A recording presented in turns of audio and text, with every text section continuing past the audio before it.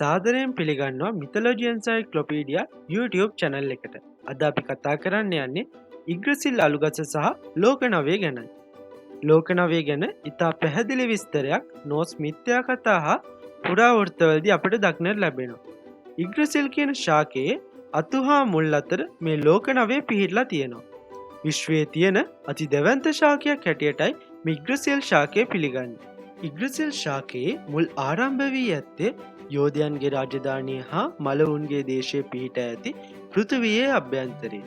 මෙම ලෝක නවයෙන් 3ක් පෘථිවියට ඉහළින් පිහිටා ඇත.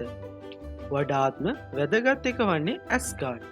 ඇස්ගාඩ් යනු නෝස් දෙවිවරුන්ගේ වාසස්ථානයයි.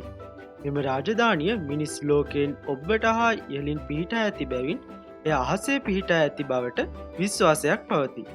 පැරණි මිත්‍යාවන් මගින් සනාථ කරනු ලබන්නේ ඇස්ගාඩ් වලට යාමට ඇති එකම මාර්ගය වන්නේ දේ දුන්න බවයි. එය බයිෆ්‍රොස්ට් පාලම ලෙසද හැඳින්වේ. එමගින් පෘථිවිය හා ස්වර්ගය සම්බන්ධ කරනු ලබයි. ඇස්ගාඩ් අසීර් දෙවිවරුන්ගේ මූලස්ථානයයි. එහි ඔඩින්, තෝර්, ඉඩන්, බඩ්ල සහ තවත් දෙවිවරුන් වාසය කරනු ලබයි. ඇස්ගාඩ් වල ශාලා 504ක් පවතී. එයින් එකක් වන වැල්සාෆ් යුද්ධයේ හා මායාවේ දෙවියන් වන ඔඩින්ට අයත් වේ. නෝස් පැන්තින්හි වඩාත් සංකීර්ණ චරිතයක් ලෙස Odin සැලකෙනවා. So long entrusted with the mighty hammer Mjolnir, forged in the heart of a dying star. You are unworthy of these realms, unworthy of your title! You're unworthy! මස්ෆෙල්හයිම් පූර්වජ ගින්නෙන් හා ගින්දැල්වලින් පිරි නගරයකි. එය පෘථිවියට ඉහළින් පිහිටි දෙවනි ලෝකයයි. මස්ෆෙල්හයිම් නපුරු ගිනි දෙවියන් වන සර්ට් හොසර්ටූර් විසින් පාලනය කරනවා. මෙම රාජධානිය සිට ගිනි පුපුරු අහස දක්වා පියාසර කර ස්වර්ගීය දේහ නිර්මාණය කළා. දෙවන කඩුවකින් තම ලෝකයට පිවිසෙන දොරටුව ආරක්ෂා කරන සර්ට් දෙවන හිසකෙස් ඇති අතර දීප්තිමත් ලාවා වලින් වැසී ඇත. මිත්‍යාවන්ට අනුව සර්ට්ගේ තීරණාත්මක භූමිකාව ආරම්භ වන්නේ ලෝකයේ අවසානයේදීය. මස්ෆෙල්හයිමි යෝධයන් ගිනි රාක්ෂයන් වාසය කරයි. නමුත් මේ කිසිදු මිනිස් වාසයක් දක්නට නොලැබේ. ඇල්ප්හයිම් ආලෝක සුරදූතයන්ගේ ලයිට් එල්ස්ලාගේ වාසභවනයි. පෘථිවියට ඉහළින් ඇති 3 වන ලෝකයයි. මෙය සාරවත් භවයේ හා ස්වභාව ධර්මයේ කුඩා සුරදූතයන්ට අයිති වේ. ලයිට් එල්ස්ලා සුරදූතයන්ගේ එහෙම නැත්නම් ඒන්ජල්ස්ලාගේ ආරක්ෂකයෝ ලෙස හැඳින්වේ. මොවුන්ට කලාව හා මායාව පිළිබඳ මනා දක්ෂතාවයක් පවතී. ඔවුන් මිනිසුන්ට උපකාර කරයි. පෘථිවියේ කාලගුණය පාලනය කරන ප්‍රධාන දෙවිවරුන්ගෙන් කෙනෙක් වන ප්‍රේයද ඇල්ප්හයිම් ලෝකයේ අධීක්ෂණය කරයි. මිඩ්ගාඩ් භයානක දන්නු සර්පයෙකුගෙන් වට වූ මිනිසුන්ගේ නිවහනයි. මිනිසුන්ගේ ලෝකයේ මිඩ්ගාඩ් හෝ මෑන්හයිම් ලෙස හැඳින්වේ. ඒ පිහිටා ඇත්තේ ඇස්ගාඩ් වලට පහළින්. එය සාගර වලින් වට වී ඇත. ලොකී නම් උපක්‍රම දෙවිදුන්ගේ දරුවෙක් වන ජෝමන්ගන්ඩ් නම් නපුරු විශාල මුහුදු සර්පයා විසින් මේ ආරක්ෂා කරයි. නෝස් පුරාවෘත්තවලට අනුව ජෝමන්ගන්ඩ් කොතරම් විශාලද කියනවා නම් ඌට තම ලෝකයේ වට කරගෙන තමන්ගේ වලිගය සපා කෑමටද හැකියි. රක්නරොක් සමයේදී තෝර් නම් මහා ගිගුරුම් දෙවියා දරුණු ජෝමන්ගන්ඩ්ව මරා දමනු ඇතැයි විශ්වාසයක් පවතී. නමුත් ජෝමන්ගන්ඩ්ටද තෝර්ව වසදමා මරා දැමීමේ හැකියාවක් ඇති බවද කියවේ. වැන්හයිම් වැනීර් දෙවිවරුන්ගේ වාසභවනයි. මේ අනාගතය ගැන අනාවක කිව හැකි වැනීර් පැරණි දෙවිවරුන්ගෙන් මන්ත්‍ර ගුරුකම් හා මායාවන්ගේ ස්වාමිවරුන්ගේ නිවහනයි.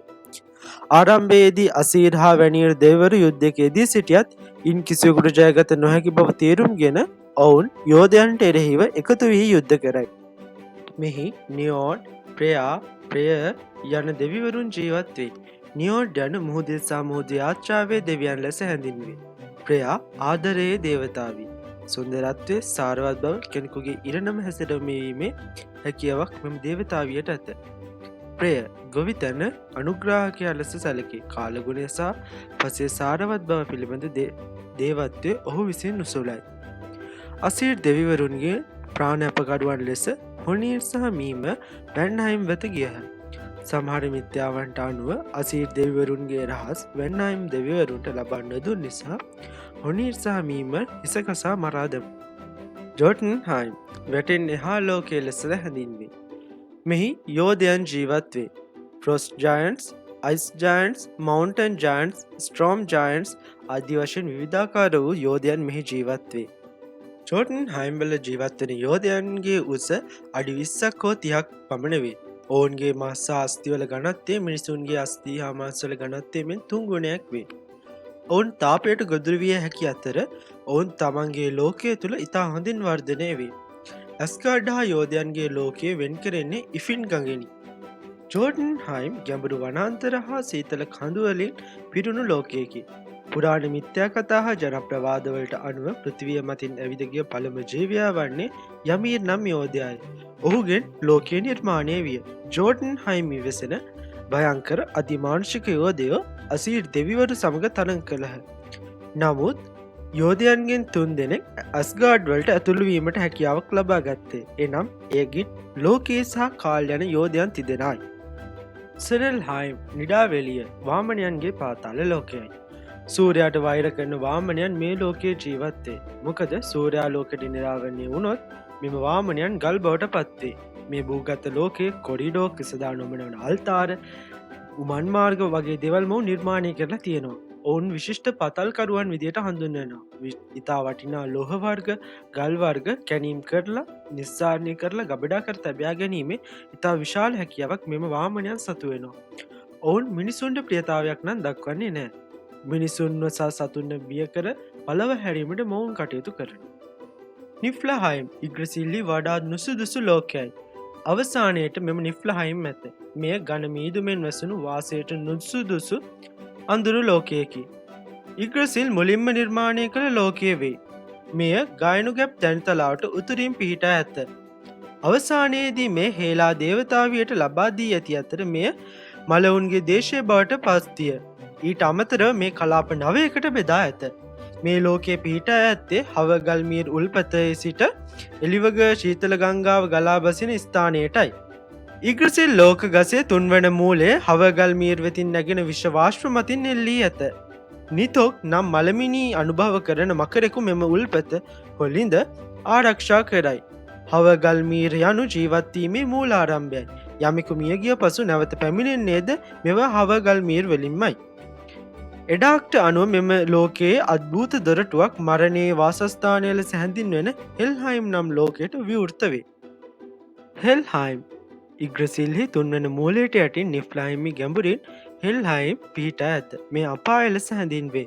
මේ ජනාකීර්ණ අයිස් හා සීතල වලින් යුක්ත ස්ථානයකි. සටනේදී මිය නොගිය නමුත් රෝග, සියදි විනාසා ගැනීම හෝ මහලු වූ අයගේ ආත්මයන්ගේ මේ පිරී ඇත. හෙල්හයිම් පාලනය කරන්නේ ලෝකිගේ දියණිය වන හෙල් හෙවත් හේලා දේවතාවියයි. ග්‍රසිල් අලුගස්ස සහ ලෝකනවය ගැන ඔයාලගේ දැනුම වැඩි දියුණු වෙන්න ඇති කියලා මම හිතනවා. මේ වගේ වීඩියෝ දිගටම බලන්න ඕන අපේ YouTube channel එක subscribe කරලා තියාගන්න. මේක තවත් කෙනෙක්ට වැදගත් වෙනවා කියලා හිතනවා නම් මේක share කරන්න අමතක කරන්න එපා. එහෙනම් මම අදට ගිහින් එන්නම්. ආය සිකුරාදට හම්බ වෙමු.